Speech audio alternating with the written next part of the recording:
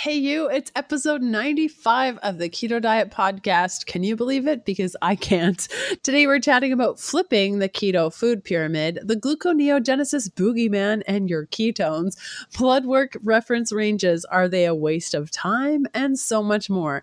So I have been just so interested in the carnivore diet, people that have done the carnivore diet. I don't know if I'm ready to give it a whirl and see what happens. I definitely am very interested in this. You know, it's very similar to the way I felt about keto. It's like, really? Can that actually work? I don't know. That seems crazy. And I think we've all been there with the ketogenic diet. And this conversation is so great. Dr. Anthony Gustin is such a great teacher, a great communicator, and you can just tell that he's high on ketones when he talks. It is so great. I always love having him on the show. He's been on the show multiple times. I think this is a third time. And after I chatted with Kelly Hogan about the carnivore diet in episode 81, I really wanted to have Anthony on to chat about his experience of carnivore from a different perspective. So I'm very excited about this because I'm very curious about this. And if you've tried to do carnivore, even for a couple of days, I would love to know what you thought of it. Head on over to Instagram. My handle is Healthful Pursuit, and send me a video or tag me in a post next time you chat about it. I'd love to just know more about this and who's doing it, what they're experiencing. I could see this being helpful for a couple of different sorts of people. And in today's episode, we chat all about that and how to kind of incorporate it into your ketogenic diet so it's not an all or nothing thing. And as you know, I'm a girl that likes to slide around in the gray area and never really fully commit to anything because we know that our bodies are so intuitive. And we chat so much about that in today's episode. I created a podcast extra for today's episode, specifically for all the things we chat about. You can get it at healthfulpursuit.com/podcast/E95. I got one cool thing for you, and that is that I am guessing if you are listening to today's episode and you're like, carnivore, what's that? I want to lose weight. I wonder if this will help.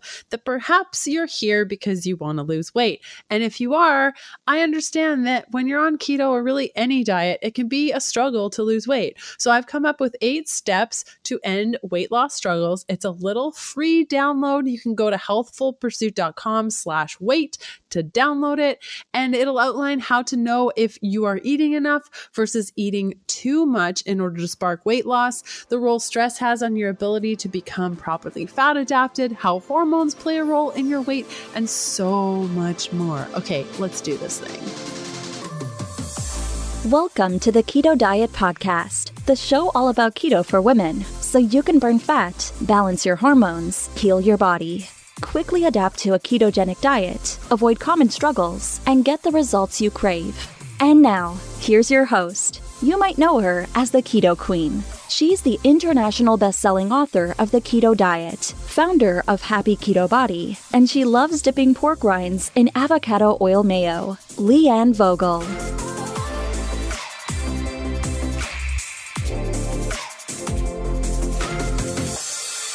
Our guest today is Dr. Anthony Gustin, who's a board-certified sports physician, a functional medicine practitioner, an overall food and fitness skeptic, and his focus recently has shifted from private practice to creating products that improve the accessibility to whole food nutrition and ketosis with his companies Perfect Keto and Equip. In addition to publishing his health reports on his website, DrAnthonyGustin.com. Dr. Gustin recently launched his own podcast, the Keto Answers Podcast, and I was his first guest ever. It was so cool. We chatted about all the things. Like I said, I've interviewed Dr. Gustin a couple of times before on the podcast. And if you like this episode, you might like our other conversations. They're episode 41 and 59. So if you're listening to this on a podcast player, you can just go back in time to those episodes, or I'll also link to them in the show notes. Okay, let's get to this interview. Hey, Anthony, thanks for coming back on the show. Yeah, thank you for having me. Third time. Appreciate it. Oh my gosh. Third time's a charm. It's just so great to chat with you. I never want it to end. Yeah, no, we always have fun. Okay, so for people that may not be familiar with your work, why don't you start off by telling us a little bit about you? Yes, I am trained as a chiropractor. I did a lot of sports med for a while out of school, about 5.5 years ago. I switched to functional medicine a couple of years into practice. I was using a lot of ketogenic diet and diet and nutrition specifically to help patients overcome things like gut problems, diabetes, weight loss, things like that. I did a math problem and realized I was only going to affect like 12,000 people in my entire career if I was going on that rate. And so I have since then switched to more of an entrepreneurial route where we're trying to, with companies like Perfect Keto and Equip Foods, create scalable solutions to help people with nutrition problems and to get the best information so that anybody can have a super easy path to, whether it's losing weight or treating a chronic illness or just feeling the best they can, using these ways of eating and improving their nutrition as a way to improve their life. I love it. And I love to ask every guest that comes on the show, what does keto mean to you? Keto means to me, I just associate with feeling amazing. So just running on a better version of my own metabolism. I know it's not perfect for everybody, but it's just something for me that it means feeling awesome, feeling amazing, and feeling better than I would otherwise. Amazing. And so we had a guest on the show a couple of episodes ago talking about carnivore, and there were so many questions, and I had questions too, that we wanted to have you on the show because you recently did a little carnivore experience. Can you tell us a little bit about that? Yeah, I would love to. So it was one of these things where I am a skeptic about all things nutrition, but I'm also extremely open to new things. And this is something that if I heard about this 6 months ago, even 4 months ago, when I first started hearing about it, I was like, there's no way that this is what can be healthy. Like, yes, meat is good, and I don't think animal products are bad, but I don't think eating exclusively animal products can be healthy for you until I started looking into it more. And when people start having anecdotes where they're eating animal products only for years and years and years and feeling incredible and fixing chronic illness, there has to be something there. And so the more I dug into it, the more I was open to trying it myself. I'm a very big believer of I shouldn't recommend things to people if I don't go through it myself and kind of use myself as a guinea pig. So I said, screw it, let's do it for a minimum a month. And I think I ended up doing it for about 5.5 weeks total. And I felt incredible, actually. So I felt like there was a kind of a stepwise function going from eating like quote unquote healthy to paleo was one for me. And then paleo to keto was another kind of step up into feeling even better. And going from keto to carnivore for me was another game changer with the way I felt. And we can dig into it later about how the changes that I went through. And I don't think that eating only meat is the answer for the majority of people. And I think that though I've learned some things going through this experiment that I'm going to be carrying with me and implementing and maybe recommending to other people, depending on what their goals are and how they want to feel. So yeah, it's been a crazy flip where I thought that I would be eating, primarily plants and a little bit of animal product of really high quality sources across the board until I tried this. And now that paradigm has shifted and almost flipped entirely, where I'm eating majority animal products in kind of a couple handfuls of plant stuff a day.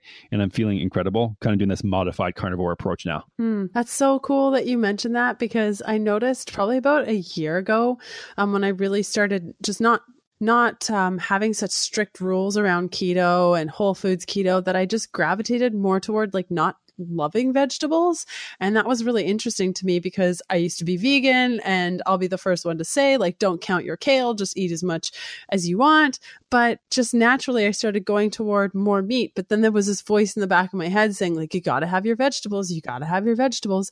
And that story that plays out. So I'd love to know from you, before we get into the things that you learned, what was the thing that you loved most about this 5-week carnivore experience, like the thing you loved? Well, it was just I ate way less and thought about food way less. And it wasn't clear to me until after a few weeks of doing this. But I mean, I don't let food control my life, and I have, quote unquote, good relationship with food, but it's still something that I would always be thinking about as far as, what I'm going to eat or how I'm going to prepare or this or that throughout the day. And there was a huge shift kind of, like I said, 2 weeks through, where I realized that I was thinking about food way too much. I mean, I'm an extremely busy person right now with all the stuff that I have going on.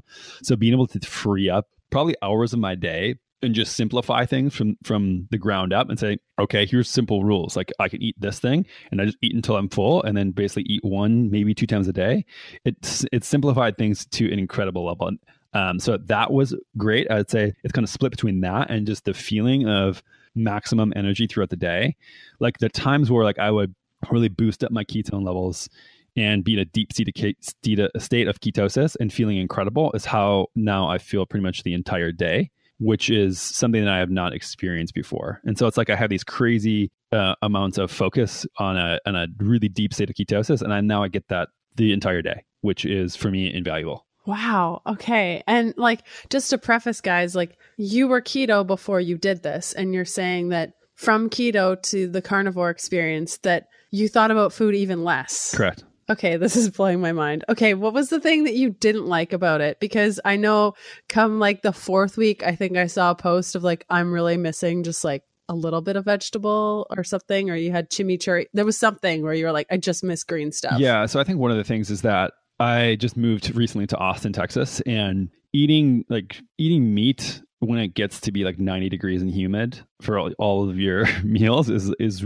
really, really intense. So like summertime, and especially now that we're moving closer into summer, it is just like, I just want something cool and like a crisp, crunchy vegetable that tastes like fresh. And so not having that in it, I would say, would be the worst part.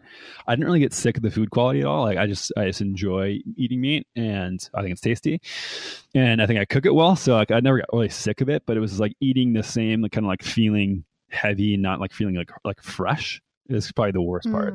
And I would say like traveling and eating out is near to impossible, which I'm sure we can dig into later, but it's doable, but it makes it so much more challenging. Yeah. Okay, cool. And the lessons you mentioned, you learned some things about your body and things that you'll be adjusting and perhaps recommending to clients. Can we get into that of like the top things that you were like, whoa, that's interesting? For what I would be recommending to people? Exactly. When it comes to carnivore or eating more meat. Yeah, there's a lot of reasons why I think it is helpful for people.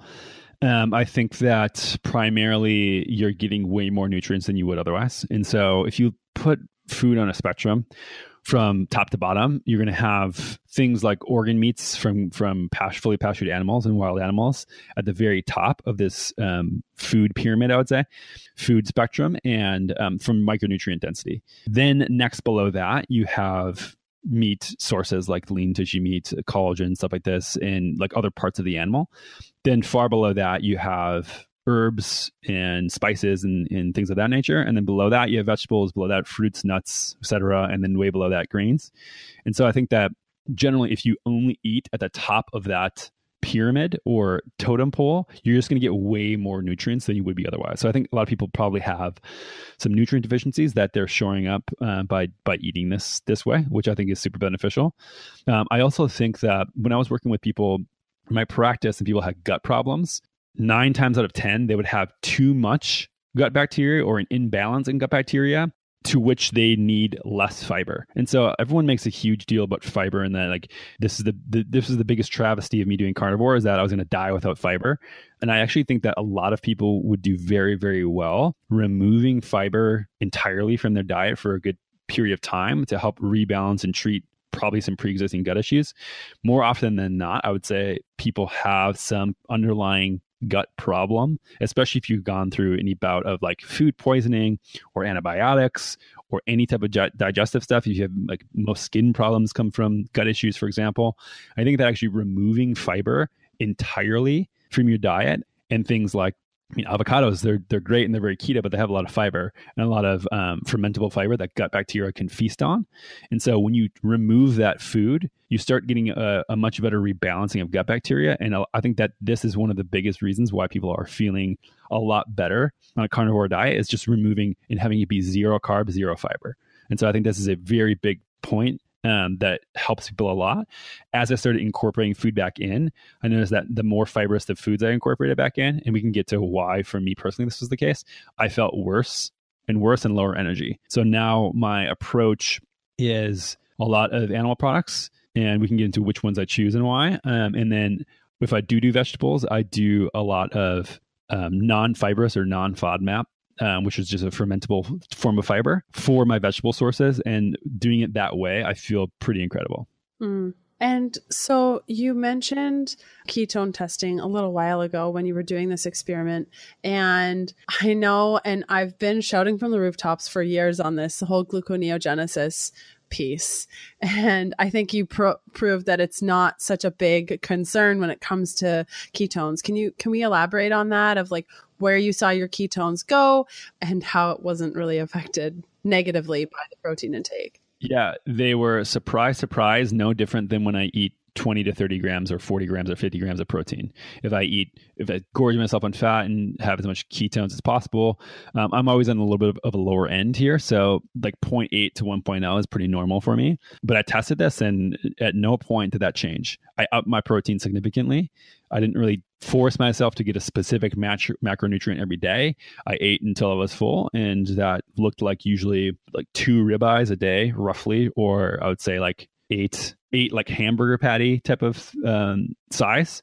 And that's essentially what I ate. And it was in one meal as well. And I would test afterwards and my glucose would be stable and my ketone levels would be between maybe 0.7 and 0.9. And so for me, it didn't change. Amazing. Yeah, I've never been able to have protein change anything for me. And if it was the boogeyman that everybody says it is for ketosis, which is such a ridiculous thing that has been just spread with misinformation forever, is that I would not be in a state of ketosis if that was the case. Like I was eating probably 150, 160 grams of protein a day, easy. And so if that were the case, like I would be turning that into glucose and my blood sugar would be raising. I would be reducing my level of ketones, and especially over the course of 5 weeks. So this is something that I don't buy into a lot of the claim that you need to reduce protein significantly on a ketogenic diet. I think people are doing that to an extreme, where if, for instance, you're treating epilepsy or cancer or things like this, yes, it makes sense totally to do a classical ketogenic diet where you're getting 85 to 90% of your calories from fat only and trying to drive that ketone level as high as you possibly can. Makes a lot of sense. But I don't think that the majority of people doing ketosis, for example, weight loss or to feel good or for any other reason, that they need to limit the protein so aggressively that they start losing lean muscle mass and getting fatigued and not losing weight. I think a lot of times people, when they don't lose weight on ketogenic diet, it's because they're eating way too much fat and they're not eating enough protein. And so I think Rob Wolf recently gave the recommendation, like, set protein first and then like at a reasonable amount, and then go to setting carbs low, and then everything else goes to fat. Whereas people go fat first and then limiting everything else secondarily. And I think for most people now that we're getting so much conflicting information, like that's probably the best place to start. And I know that it's probably overwhelming for people who have heard 3,000 different things. And like, I think we're all frustrated, people who are in the space as well, that it's never like a cookie cutter thing. So I can't just be like, oh, well, every single person should have 0.8 grams per lean body mass kilogram for protein, and everyone needs 34 grams of carbohydrates. Like, it's so individual. We're like, we can start with loose guidelines, but ultimately at the end of the day, keeping protein relatively not high, not excessive, but the more you eat is not going to kill you, and it's not going to take you out of ketosis. Yeah, I think the moderate protein for keto has been taken way out of context. Like, I mean, I had a conversation with a woman that said like a keto calculator told her to only eat 35 grams of protein per day. I'm like, what? I mean, no, I just don't think for what needs to happen in your body, I think that's too low for most people. But you're right, it's such an individual thing. And something you mentioned that was interesting is it sounds like your ketones remained the same, but you actually, way earlier, you said you felt better. Your brain was a lot more lit up. So even though your ketones were remaining quite similar to when you're on the ketogenic diet without carnivore, your brain felt more lit up. Is that correct? I think that this goes to show as well that there's way more to health and how you feel than your ketone levels. And I think that people like to get sucked into the fact that the higher ketone level that they have, the better health that they should feel. And then it's not really that simple. There's a lot more that goes into health than just how many ketones are floating around in your bloodstream. Yes, completely. Okay, so you ate some pretty amazing things. I was watching all of the meats that you were eating and it all looked great. But you mentioned also food quality, like meat quality before. When I was chatting with our previous carnivore guest, she was saying like she actually prefers the taste of grain-fed meat, and that's what she goes toward.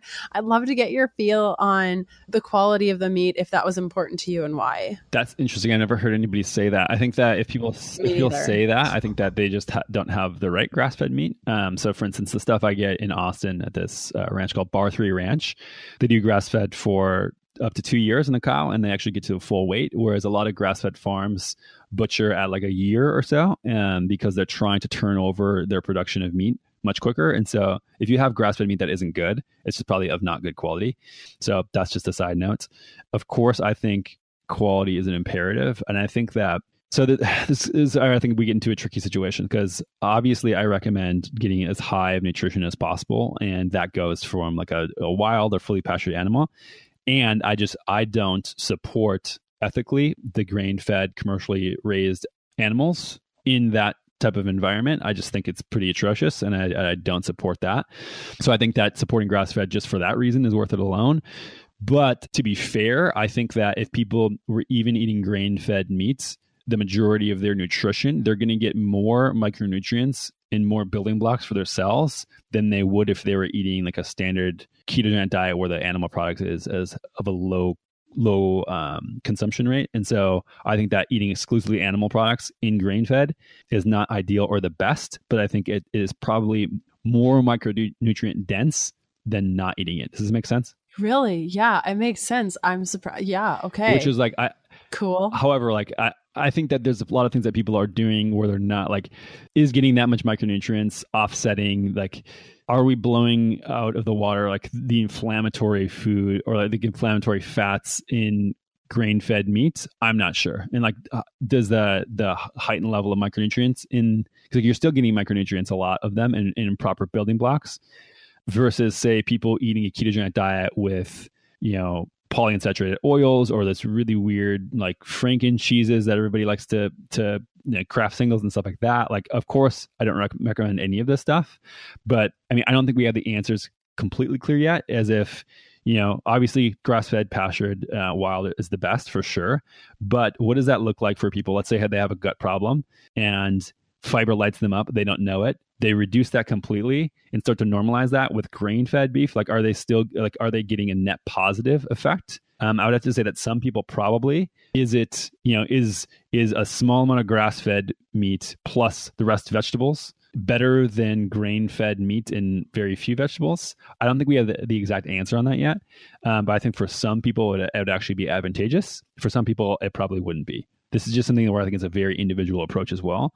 But if there's a pre-existing gut condition, I think that a person is much better off taking the fiber out completely. And I understand like if you have the choice between grass-fed and grain-fed and you choose grain-fed, I just think that that's silly. But if you're a person who like you're strapped for cash and like it really does make a financial difference, especially when you're eating that much animal product, I think that it could make sense for some people to do that and just getting as best as they can, but healing gut health and getting a higher dose of nutrients could make some sense. So I'm not like completely for or against any certain thing. I think there's a time and place for a lot of things. I think that it can be very individual, but I think that of course, if you can choose better nutrient quality, then do that. And that's kind of where I've always stood, but like it's sometimes for people is an economical concern. Whereas I think that if they were to have grain fed and limit some of these things, that they could have probably some major health benefits if they had any pre-existing gut health issues. And you mentioned before removing fiber for a while. So I guess what I'm hearing from you is if you have gut issues, removing plants for a period of time, and then perhaps like what you're saying now, how you're approaching keto, it's more carnivore, but it's kind of somewhere in the middle. Right. Is that right? And so for example, so things that you can throw into a pot and they cook down, like you can throw a giant bag of arugula or spinach or whatever into a pot and steam it, and it would go down to nothing essentially, right? We all know how aggravating that can be. But like plants like that, sprouts, avocados, things that are high in fat and low in fiber. Avocados are like my fiber treat right now, but things like that, I think it's kind of how I'm approaching it, and I still feel great. I think there's a lot more. So another basic thing that I don't think a lot of people understand about nutrition is that there's a difference between what you get from plants and what you get from animal products. So, and I don't think I've heard anybody talk about this in the carnivore space yet. So be happy to hear people's feedback. But when you eat animal products, you get full amounts of nutrients that are absorbed by the body, that are like vitamins and minerals. And these things are used for cells to communicate and for your body to run properly. Okay. For the most part, plants and the things you get from plants are not nutrients like that. And so people may think like, okay, well, there's vitamin A in carrots, right? Well, there's precursors to vitamin A, but because you're an animal and not a plant, your body can't actually absorb and use that. And so you get anywhere from like 0 to 8% conversion rate from the carotenoids in carrots to actual usable vitamin A. Okay. So you say, okay, well, plants are obviously not bad for you. Then what are they good for? And I think that what plants do primarily for people is provide a certain stress response. So we call this our hermetic stress response in the body. So just like if you were to work out and you were to stress your body, you would say that that's a good thing, right? Because you adapt and you become stronger. And so most plant, like net positives and benefits health-wise for plants are actually affecting you in a way that stress your body on a small scale so that you have to adapt to them. So think about it, kind of splitting it down the middle. Animal products provide vitamins, minerals to some degree, and a lot of micronutrients. Plants provide things that stress you so that you adapt and become stronger. So like that's why, for instance, turmeric is such a superfood that everybody loves. It's because it stresses your body to adapt and it increases your immune system. That's why it's a natural anti-inflammatory, because it increases your immune system to work more, because it's a very, very small threat to your body. It's not enough to cause a lot of damage, but it's enough to cause micro amounts of damage so that your body upregulates certain pathways to increase inflammatory fighting compounds. And so one of my theories here is that doing a high amount of plants all the time would be analogous to, say, running a marathon, squatting, and deadlifting every single day. And so it's a cellular stress that you're putting on your body day in and day out that I think removing that sometimes could be beneficial, just like overtraining physically with working out can be bad. Like working out, you can work out too much. And so we think of nutrition as like more is better with nutrients. I think that from a plant perspective, that can actually be damaging over the long term. And so you look at, okay, quercetin and blueberries, great, like this is good. And so we try to stack as much as possible of everything all in one thing. And that's like saying like, okay, deadlifting's good, running's good, swimming's good, biking's good. Let's do it all every day, all day. And so I think that eating massive amounts of plants, you're stressing your body so much on an ongoing basis where you can't basically recover like you would when you take a day off from working out, for example. And this is a big conversation that I think, I could rant on for hours and hours and hours, but I think that the general misinformation that we get a lot of nutrients from plants versus animal products and there's something unique that we can't get from plants is kind of a huge amount of misinformation in this space. And this is another reason why I think it's good for people to take some breaks sometimes and simplify the plants that they're eating so that way they're not getting this massive amount of stress. Now, I'm not saying that like people should eliminate plants entirely. Like I know there's some people who do only carnivore 100%, and that to me would be analogous to, for instance, I wouldn't say, working out can be stressful and you can be overtrained. Therefore, you should not move in a day. You should be in bed rest for the rest of your life. Like, I don't think that makes any sense. Just like I don't think not eating plants for the rest of your life would make any sense, because you need that cellular stress. It's good for you. And so doing it appropriately and kind of dosing it up like you would with really hard workouts or with movement maintenance, I think you can do with plants. But I think that overall people are misunderstanding what they're getting from animal products versus what they're getting from plants. So sorry for that aggressive rant, but it's one of these things that. No, that was like beautiful. It was, it really helps. And I think the major message is there's a balance somewhere for lots of people. And just similar to your conversation about protein intake and what's best for you, it's so individual. And I think first when I heard about this carnivore thing, I was like, well, people are only doing it for 30 days. Like, is that enough time to really understand how your body responds to it? Because I thought people were like, okay, well, carnivore, now I'm never eating plants again. But I love your message of there's a middle ground, because I don't think I could live without plants forever. I mean, I gravitate more toward meat, and so does my husband. I mean, he could eat meat for the rest of his life and not care about plants ever. But it's good to know that listening that there could be permission out there in order for you to find the path that works best for you, I guess. Yeah, like you get benefits both ends of the spectrum here. And this is where, like I was saying, I saw anecdotally a lot of people were getting benefits from eating only meat. There are people who go extreme vegan and say that they get certain benefits or using certain vegetables. Like there's not it's not a binary thing. It's not like you can only eat plants or you can only eat animal products. And so we need to break down and actually think about, okay, if these things are beneficial, like what are we getting from them? And how can we best use those to pair together to get the best possible outcome? And I think that thinking about this way and thinking about building blocks of your body and how your body actually functions and how you can use these components of nutrition, plants versus animals, as tools rather than just blind dogma saying that, oh, it's just salads should be healthy and meat's not healthy, and general things like that aren't really helpful over the long period of time. And super dangerous, I find, when people speak like that. So you had a bunch of blood work done, I think, before and after your 5 weeks on carnivore. And when we had our last guest to chat about carnivore, there were a lot of questions about inflammatory markers, thyroid, and a couple of the IG series. I'm wondering if we could go through some of that and get your feedback. Oh, also cholesterol. People were concerned about cholesterol. So can we chat a little bit about what happened to your thyroid?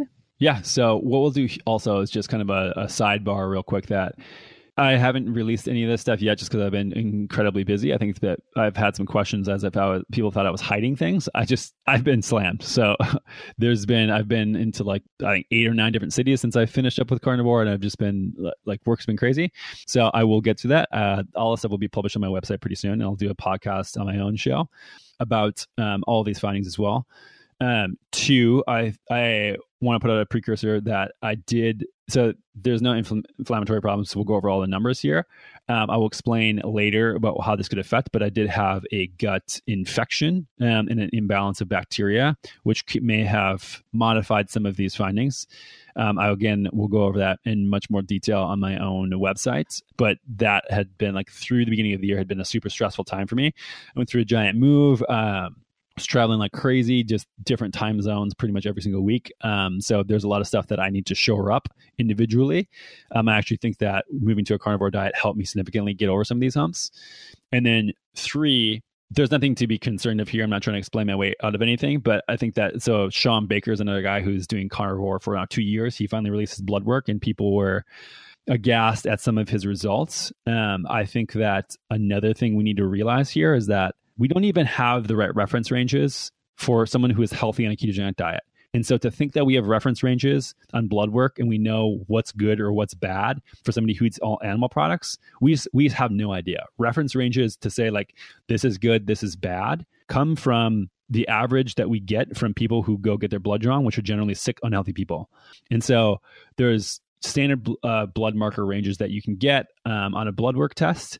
And a very simple one that I would like to point to is vitamin D, for example. Anything over 30 nanograms per milliliter is technically, you're good to go. However, until you hit like 45 to 65, vitamin D is not doing what it's supposed to do. And so reference ranges are very misleading. And so people who go to their doctor and the doctor says, oh, well, your total cholesterol is high. It's such a ridiculous thing to make the assumption that that is a bad thing when you don't get a fractionated panel and look at your entire lipid panel, or that, triglycerides are high, but you've lost 100 pounds in the last 6 months. Well, you can have these transient changes in your body, or you can have different representations of blood markers.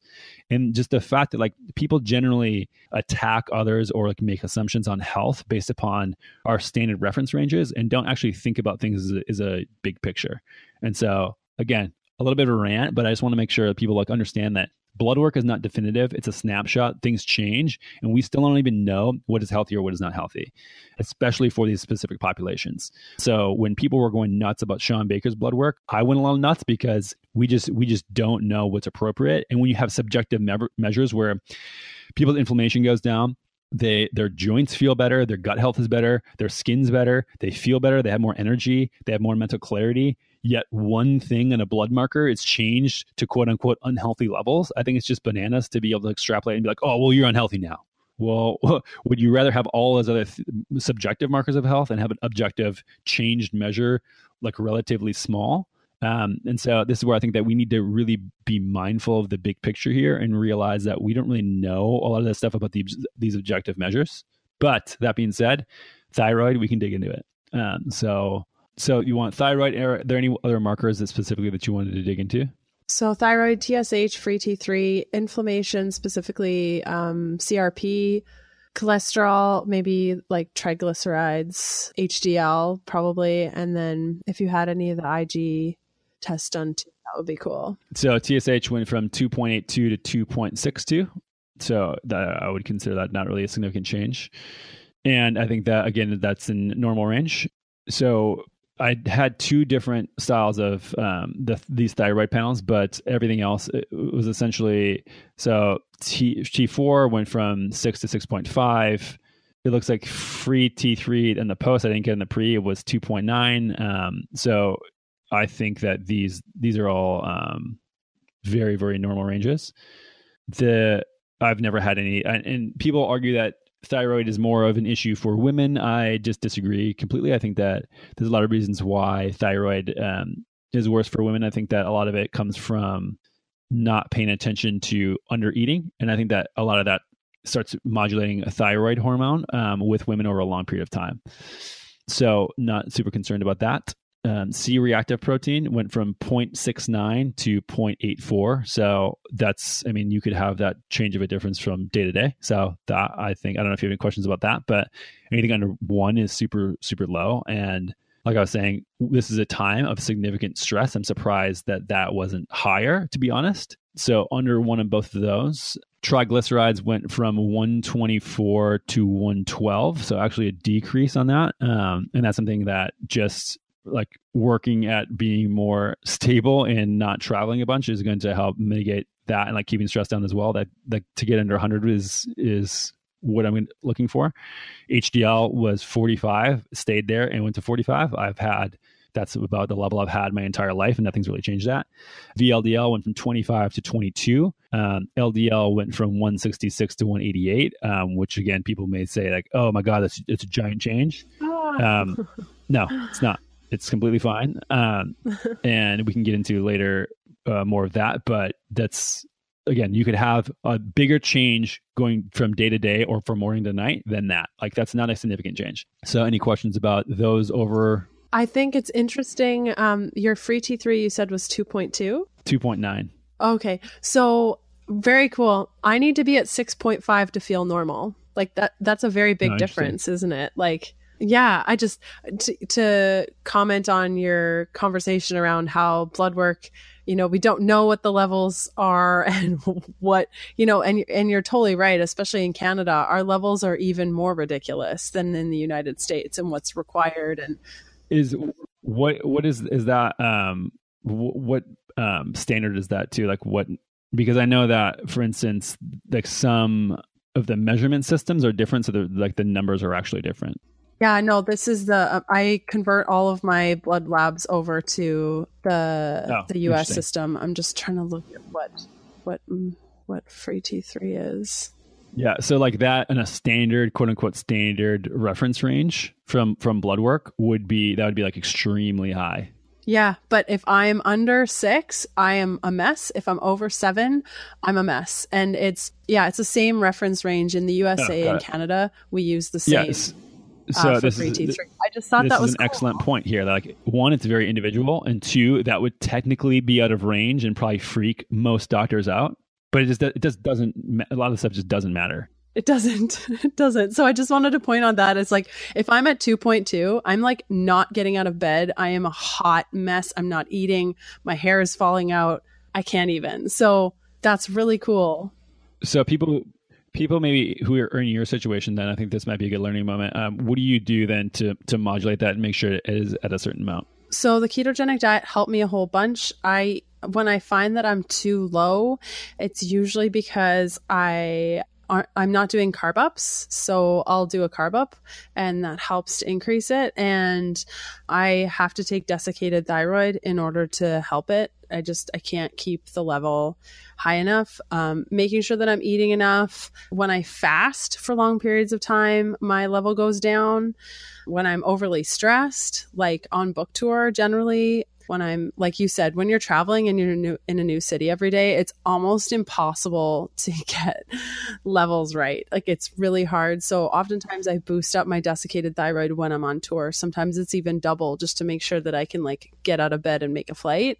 Probably not the best thing to do, but it's what I'm able to do in order to serve the people that want to meet me and do selfies and things. So yeah, those are just some of the things. Yoga, actually playing my guitar has been really helpful. I think it's just like relaxation, anxiety, stress. I find that I just get really, really low when I don't pay attention to those things. Yeah, is a great point to emphasize, is that a lot of people don't like, they think that stress management is just a bonus when I think that it is a requirement. And I think that like some of the increase, like I don't want certain blood markers, like I want my triglycerides to be lower, like I said. I want some of my, like the ratio between LDL and HDL to be a little bit differently. And I think that a lot of that, what I've noticed over time is that a lot of that when I'm moving well, I'm eating well, the biggest lever is actually stress modification. And when like I have a week or two where it's like low stress and I'm able to manage it with like a lot of meditation, and I also play guitar and things like that, like it is significantly better and improved. And like, I consider stress management to be a requirement and not a bonus add-on. Yes, I completely agree with you 100%. So I just wanted to point that out because I was like, wait, what did you just say? That's under 3? That's crazy. Yeah, everyone is completely different. So takes home your point. Yeah, so we chat a little bit about cholesterol, inflammation, anything else? Yeah, IGF-1 was 151. Standard reference ranges for that are 98 to 282. So everybody freaks out that IGF-1 will increase and will blow your head up. Not the case. Insulin went from 3.1 to 3.1. So I wouldn't say that is a major issue at all. I'm trying to think if there's anything else of note here. Testosterone stayed pretty much the exact same. I think I could come up with the exact levels right here. 834 to 708. So that amount of change is completely normal as far as variances in the day-to-day. Yeah, it was essentially the same across the board. Like I noticed that everything was roughly within normal variances that I would have tested for like from month to month or week to week, doing like, if I were to look back as far as like 2 years, 3 years in my blood work and having variances that had been normal in the past, this holds true for the amount of like flexibility that happens with blood work when you take it from time to time. Yeah, it's really frustrating with blood work. I think it's a nice snapshot and use it, but I feel like for a time I was so dictated by like, but what does my blood work say? And one time I went for blood work 3 days in a row because in Canada we don't have to pay for it. So I was like, just curious, I'm going to get the same tests for 3 days in a row. And there were quite some big variances from day. And then it was sort of like, okay, so I need, blood work's helpful to get that snapshot, but is it the be all end all to tell me how I feel? And you mentioned that before of like, there are a lot other things that you can monitor to make sure that you're feeling good and things are working. What were the things that you noticed that changed from day to day?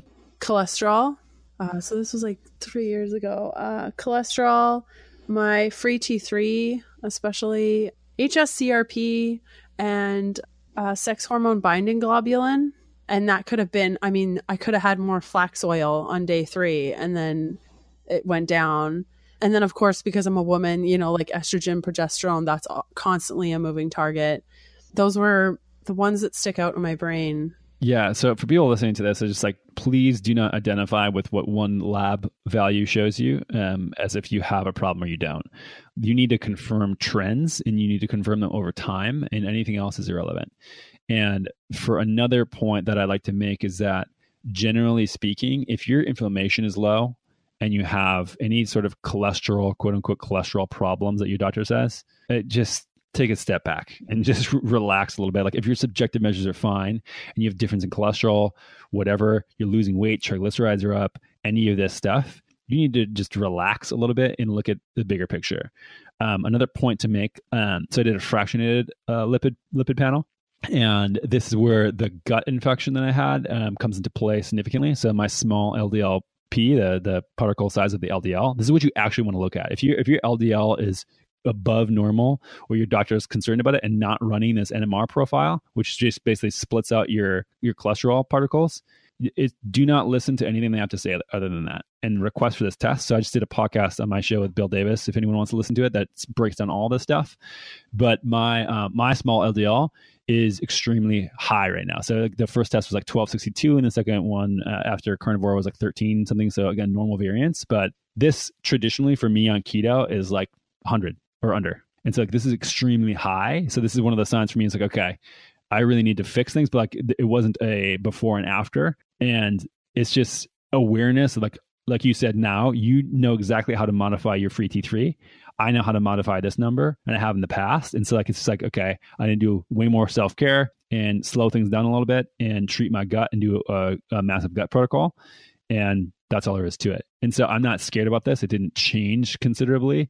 And for people that usually freak out the way they do when they have a negative test, like I just see this and I go, okay, now, and I know everybody doesn't have the toolkit to do this, but now I know exactly what I need to do. So I'll just do that and then I'll check in later. And it's like, these things are not typically like like this isn't like a terminal illness diagnosis. You know what I mean? Like these things are very fluid and you usually have control over how the outcomes of these markers happen. And so to step back and look at it from that point of view is just something that it's a constant work in progress. And then when I go test in 3 months and my small LDL is down, maybe there's something else I want to address. And so it's kind of this always fluid, never ending optimization for me, at least on my end. I don't know how you approach it, but to not get so wound up and I get people maybe daily sending me blood work through Instagram or email or whatever. And my answer is typically like, okay, chill out. now let's address this, because people get so wound up in the results. And I think that can be a little misleading. Mm-hmm.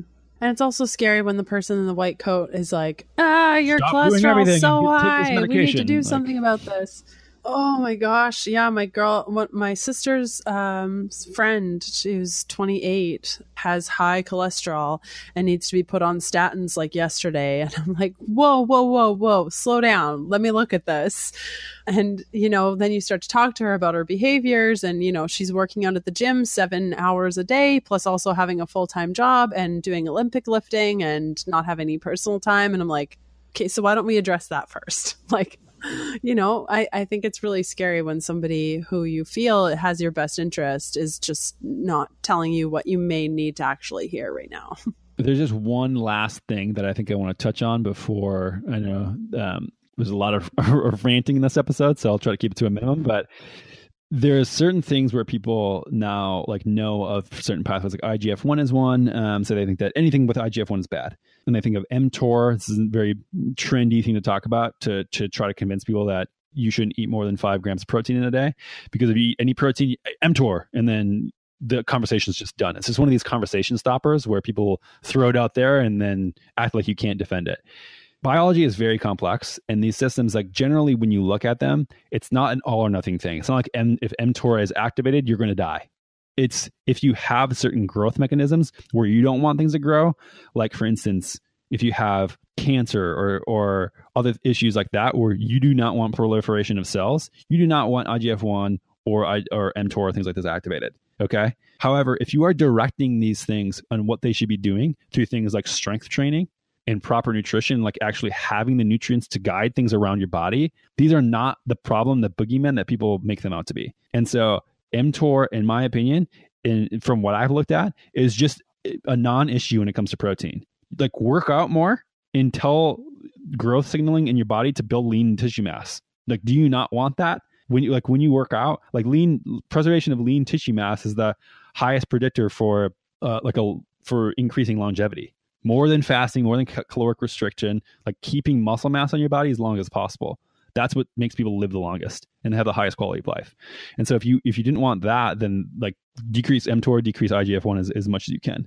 These are conversations where like people hear a study and they think that they should just do all or nothing and go one way completely. And I think that you really miss the boat about what health is and how to really process all this information and actually have a healthy long-term life. Like, yeah, maybe there's some stuff in animal models saying that if you limit mTOR, then you live 5% longer. Okay. Well, who's to say what the quality of that life even is if it extrapolates to humans? Like if you don't grow and you're a frail person, that if you fell down and broke bones and you died, like that's not a good quality of life. Like I'd rather be a robust human being and fall off a cliff at the end of my life, health speaking, than having to have this total decline over my entire life. And so this is something that I think we should look at too when we think, oh, IGF-1 bad, mTOR bad, and just think about things in a black or white fashion instead of thinking about how they could be used in your body for an advantage if they're to be activated or not activated, or raised or not raised. And so there's certain things that we should be taking a pause on and really evaluating the process in our body and understanding, like, do we actually know enough about this to make an educated decision on what we should be doing? And the answer is typically no. Like gut health is another one. Do we need this species or that species? No idea. We're still naming things in the gut. So we have no idea exactly what species we want. We know we don't want too many of some, for sure. We don't want like a parasitic infection, that's for sure. But there's not like we don't say like, oh, we need to take this probiotic or this certain strain of yeast. It's like not necessarily. Like we're still naming things. Literally, we don't know anything about the gut relative to other human body systems. So we need to take a break from, I think, intensely categorizing things as evil or angelic, and think about things from a big picture. So I couldn't agree with you more. That was a perfect ending of this episode. Where can people find more from you? Yeah, Instagram is where I am most active. So if any questions on this stuff or anything else, just Dr. Anthony Gustin on Instagram. And then that same is my personal website. So Dr. Anthony Gustin is where we're going to be posting all of these results and more explanation about a carnivore diet. And then you were the first guest on my podcast, the Keto Answers podcast, and then just perfectketo.com for all things keto. So honored that I was the first. Thanks so much for coming on the show. And I'm going to include all of those links in the little podcast extra that I made for you guys today at healthfulpursuit.com/podcast/E95. And thanks again for coming on the show. Thank you so much for having me.